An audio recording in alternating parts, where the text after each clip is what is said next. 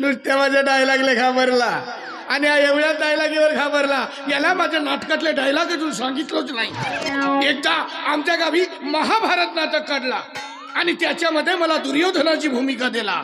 त्याच्या बहिणी एवढा मोठा गदा माझ्या हातात दिला. तो माझ्याच्यानं उचलतच नव्हता. मग म्हणते माझा केवळ संगी, अबे संगी एक पाव पे, गदाई उठते ना रोलय फुटते. एक पाव पेला, गद्याला असे लात मारून खांद्यावर नेलं आणि गेलो स्टेजवर आणि म्हणलो ए पाच पांडव. पाचशे भाऊ स्टेज सोडून पुराले तर आलेच नाही. नाटक कॅन्सल.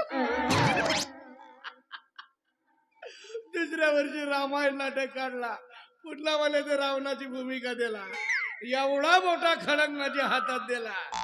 मग माझ्या सगळी भेटला म्हणते सणकवते 2 पाव पेला तर एवढा मोठा खडक धरून गेलो आणि म्हणलो ए राम लक्ष्मण. दोघे भाऊ त्याची थंड पडले तर उठलेच नाही. दुसऱ्या वर्षी नाटक कॅन्सल. तिसऱ्या वर्षी याच्यामुळे नाटक कॅन्सल होते म्हणून मला ते झोपेची भूमिका दिला आणि नाटक काढला महान प्रतापी कुंभकर्ण. 4 पाव पेलो त्या बाजेवर जाऊन झोपलो. जेसीपीनं हलवला तरी नाही उठलो. तिसऱ्या वर्षी नाटक कॅन्सल. याच्यामुळे नाटक कॅन्सल होते म्हणून 4थ्या वर्षी मला नाटकातच नाही ठेवलं आणि नाटक काढला झाशीची राणी. नटी घोड्यावर बसून तलवार धरून आली. तिला स्टेजवर येऊ दिलं.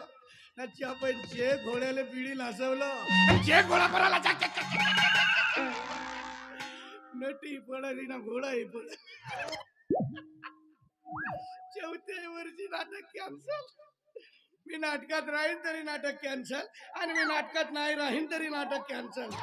तेव्हापासून आमच्या गावाचं नाव पडलं नाटक कॅन्सल. घोड्या नकाला आत्महत्या केलं म्हणत बिडी तशा जागी लाजवलं.